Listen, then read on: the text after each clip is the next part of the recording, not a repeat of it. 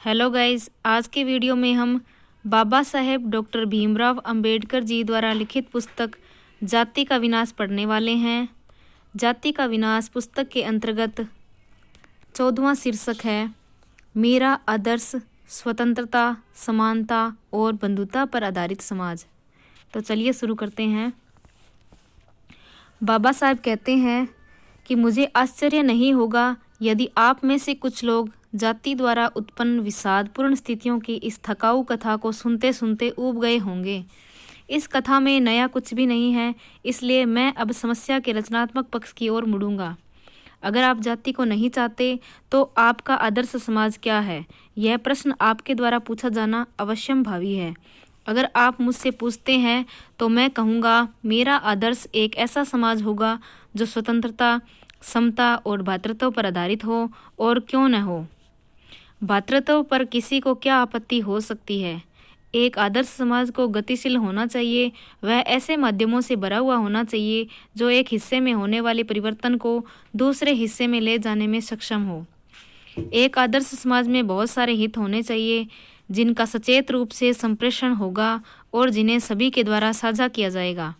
साहचर्य की अन्य विधियों के साथ संपर्क के विभिन्न प्रकार के और स्वतंत्र बिंदु होने चाहिए।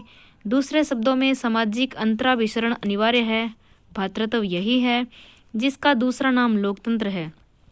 लोकतंत्र सिर्फ शासन संचालित करने की एक शैली नहीं है, बुनियादी रूप से यह सम्मिलित जीवन जीने की संयुक्त रूप से संप्रेषित अनुभव की एक विधि है। सारतः यह है कि अपने साथ रहने वालों के प्रति सम्मान और श्रद्धा की भावना है। स्वतंत्रता को लेकर कोई आपत्ति, अपनी इच्छानुसार आने जाने की स्वतंत्रता के अर्थ में जीवित रहने और अंगहीन किए गए बगैर जीवित रहने के अधिकार के अर्थ में स्वतंत्रता के प्रति शायद ही किसी को आपत्ति हो।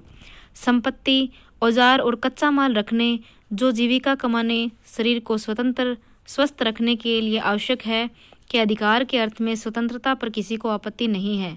तब आप किसी व्यक्ति को उसकी अपनी शक्तियों का प्रभावशाली और सक्षम उपयोग करके उससे लाभान्वित होने की स्वतंत्रता को क्यों नहीं देना चाहते। जाति के समर्थक जो जीवित रहने, अंगहीन न किए जाने और संपत्ति रखने के अधिकार के अर्थ में स्वतंत्रता की अनुमति देंगे। इस अर्थ में स्वतंत्रता की, जहाँ तक इसका संबंध अपना व्यवसाय चुनने की स्वतंत्रता है, अनुमति देने के लिए तुरंत तैयार नहीं होंगे। लेकिन इस तरह की स्वतंत्रता पर आपत्ति करना दास्ता को जारी रखना है। दास्ता सिर्फ पराधीनता का विधि सम्मत बनाया हुआ रूप नहीं है, यह समाज का एक ऐसा चरण है जिसमें कुछ लोग दूसरों से वह दिशा स्वीकार करने के बाध्य है जो उनके आचरण को नियंत्रित करती है। यह स्थिति वहाँ भी पाई जाती है जहाँ कानूनी अर्थ में दास्ता नाम की कोई चीज़ नहीं है। यह वहाँ भी पाई जाती है जहाँ, जैसे उदाहरण के लिए, जाति व्यवस्था में कुछ लोगों को ऐसे व्यवसायों में बने रहना पड़ता है जो उन्होंने खुद नहीं चुने हैं।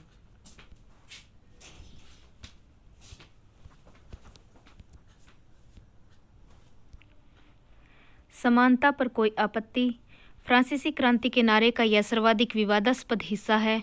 समानता पर आपत्तियां तार्किक हो सकती है और यह तो स्वीकार करना ही होगा कि सब मनुष्य समान नहीं होते। लेकिन इससे क्या? समानता एक काल्पनिक वस्तु हो सकती है, लेकिन फिर भी नियंत्रक सिद्धांत तो इसे ही बनाना होगा। किसी आदमी की शक्ति इन चीज़ों पर निर्भर है: शारीरिक आनुवंशिकता, सामाजिक विरासत या निधि जैसे माता पिता द्वारा देखभाल, शिक्षा, वैज्ञानिक ज्ञान का संचय, यानी हर चीज़ जो उसे औरत से ज़्यादा दक्ष बनाती है, औसत से ज़्यादा दक्ष बनाती है, और अंतिम उसका अपना प्रयत्न। इन तीनों मामलों में मनुष्यों की स्थिति असंदिग्ध रूप में समान नहीं है। लेकिन प्रश्न यह है, चूंकि वे असमान हैं, इसलिए क्या हम उनके साथ असमान व्यवहार करेंगे? यह एक ऐसा प्रश्न है जिसका उत्तर समानता के विरोधियों को देना होगा। एक व्यक्तिवादी के नज़रिए से यहाँ तक मनुष्य असमान है, उनके साथ असमान व्यवहार करना उचित हो सकता है। प्रत्येक व्यक्ति को उसके अंदर निहित शक्तियों के पूर्ण विकास के लिए जितना संभव है उतना प्रोत्साहन देना वांछित हो सकता है। लेकिन तब क्या होगा जब पहली दो श्रेणियों के असमान व्यक्तियों के साथ असमान व्यवहार किया जाएगा? यह स्वतः स्पष्ट है कि इन व्यक्तियों में वे ही दौड़ की प्रतिद्वंद्विता में विजय हासिल कर सकेंगे जो जन्म, शिक्षा, परिवार का नाम, व्यावसायिक संपर्क और विरासत में मिली दौलत से लाभान्वित है। लेकिन इन परिस्थितियों में होने वाला चयन योग्यता के आधार पर किया गया चयन नहीं होगा। यह चयन विशेष अधिकार के आधार पर किया गया चयन होगा, जिस कारण से यह आवश्यक है कि तीसरी श्रेणी में हमें मनुष्यों के साथ असमान व्यवहार करना चाहिए। उसी कारण से यह भी आवश्यक है कि प्रथम और दूसरी श्रेणी में हमें मनुष्यों के साथ जितना ज़्यादा संभव हो उतनी समानता के साथ व्यवहार करना चाहिए। इसके विपरीत तर्क दिया जा सकता है कि यदि समाज के लिए अपने सदस्यों के अधिकतम प्राप्त करना अच्छा है, तो यह अधिकतम वह तभी प्राप्त कर सकता है जब वह दौड़ की प्रतिद्वंद्विता शुरू होने के ठीक पहले ही सभी को जहाँ तक संभव हो सके समान बनाए। यह एक कारण हुआ कि हम समानता से पलायन नहीं कर सकते, लेकिन हमें समानता को स्वीकार करना ही पड़ेगा। इसका दूसरा कारण भी है।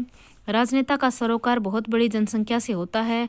उसके पास न तो इतना समय होता है, न इतनी जानकारी कि वह प्रत्येक व्यक्ति की आवश्यकता या योग्यता के अनुसार उसका अलग अलग मूल्यांकन करके उसके साथ न्याय कर सके। मनुष्यों के साथ न्याय युक्त व्यवहार कितना ही अभिलषित या तर्क संगत हो, मानवता का पृथक्करण या वर्गीकरण नहीं किया जा सकता। इसलिए राजनेता को किसी न किसी मोटे और तैयारशुदा नियम का पालन करना ही होता है, और वह मोटा और तैयारशुदा नियम यह है कि सभी मनुष्यों के साथ समान व्यवहार किया जाए।